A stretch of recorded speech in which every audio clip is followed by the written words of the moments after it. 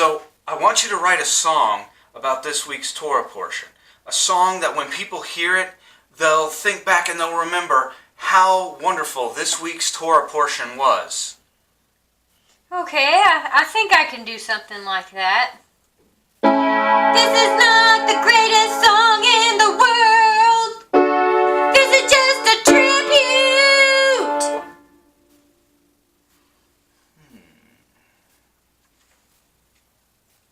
I'm the Messianic Torah dude, and this week's Torah portion is Vayelech.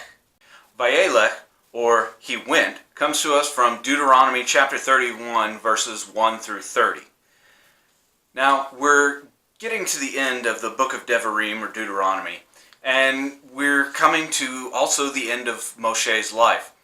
And in this week's Torah portion, Moshe hands the leadership over to Joshua. And one of the things that we see is the Lord tells Moshe that the people are going to fall away. And we see this here in Deuteronomy chapter 31, verses 16 through 18. And the Lord said to Moses, "Behold, you are about to lie down with your fathers. Then this people will rise and whore after the foreign gods among them in the land that they are entering. They will forsake me and break my covenant that I made with them. Then my anger will be kindled against them in that day, and I will forsake them and hide my face from them, so they will be devoured.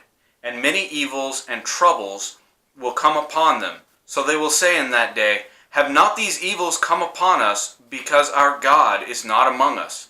And I will surely hide my face in that day because of all the evil they have done, because they have turned to other gods." So this passage is essentially a warning to Moses and the leaders of the people that in time everybody's going to fall away. They're going to chase the idols in the land that they're going to possess. They're going to chase after those false gods and they're going to be devoted to them. But it also shows us that one of the worst things that the Lord can do to us is hide his face from us, essentially leaving us to reap the rewards of the bad things we have done, It's weird to think of bad things as a reward, but that's essentially what it is. You sow good things, and you are rewarded with good things. You sow bad things, and you are rewarded with bad things. This also gives us insight into how merciful the Lord is. He's saying the people will turn away. He knows that the people will turn away, and yet he still loves them. He knows that the people will chase after these idols and these false gods, and yet he still loves the people. Can you imagine what it would be like if you knew somebody was going to do the wrong thing? If you knew that somebody was going to betray you, and yet you still loved them?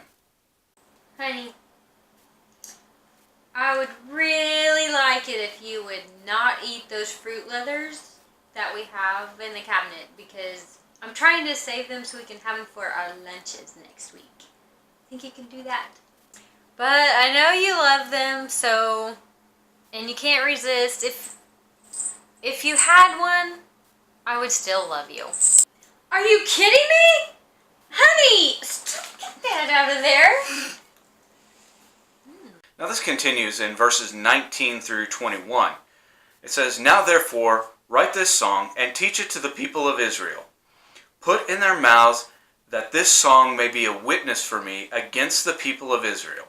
For when I have brought them into the land flowing with milk and honey, which I swore to give to their fathers, and they have eaten and are full and have grown fat, they will turn to other gods and serve them, and despise me and break my covenant. And when many evils and troubles have come upon them, this song shall confront them as a witness, for it will live unforgotten in the mouths of their offspring.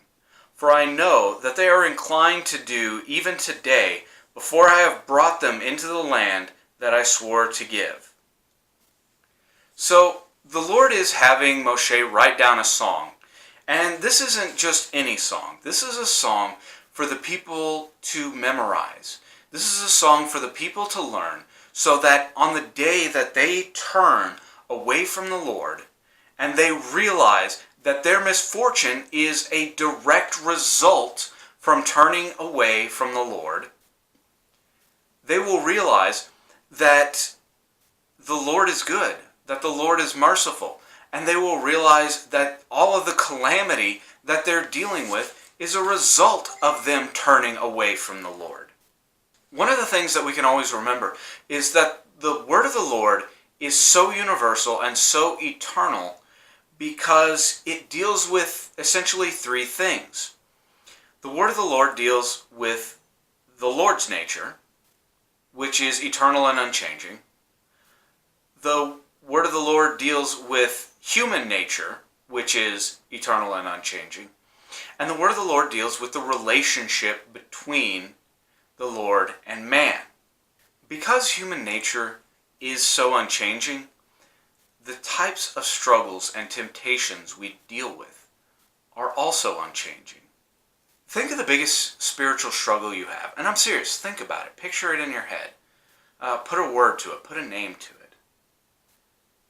And understand that that struggle is common to mankind. That is a struggle that has existed for eons. Maybe not in that exact same form.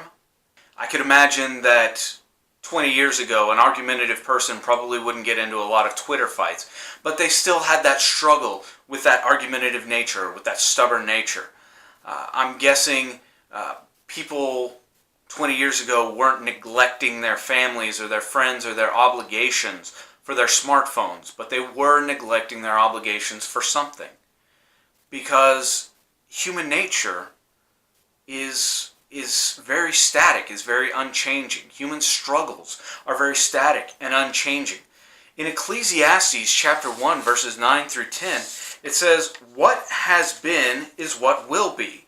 What has been done is what will be done. And there is nothing new under the sun. Is there a thing of which it is said, 'See, this is new'? It has been already in the ages before us." And in 1 Corinthians chapter 10, verse 13, it says, "No temptation has overtaken you that is not common to man. God is faithful, and he will not let you be tempted beyond your ability. But with the temptation, he will also provide the way of escape that you may be able to endure it." The shape and the form of our temptation will change as time changes.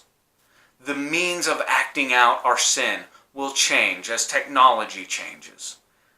But sin is the same now as it was in the days of Moshe.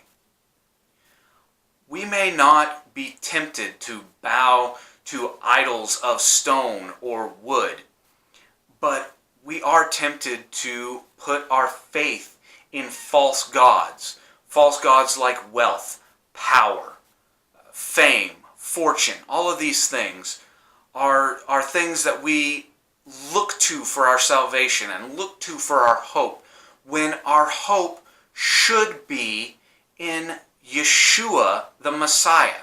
Yeshua the Messiah is the only hope that there is. Yeshua the Messiah is the only thing worthy of you putting your hope in. And when you put your hope, when you put your faith, when you bow to these things that are less than Yeshua, you are simply bowing to something that is less. You are bowing to something more insignificant. So what are some ways that we remind ourselves to put our faith and to put our hope in the Lord, even when we're pulled away to other things? Let me know in the comments, and if we gave you a laugh, give us a like, and if you learned something, give us a share. I'm the Messianic Torah dude. Shalom, and stay in the Word. Hi, Momo. Say hi to the nice people. Say hi to the nice people. Say hi, Momo. Say hi.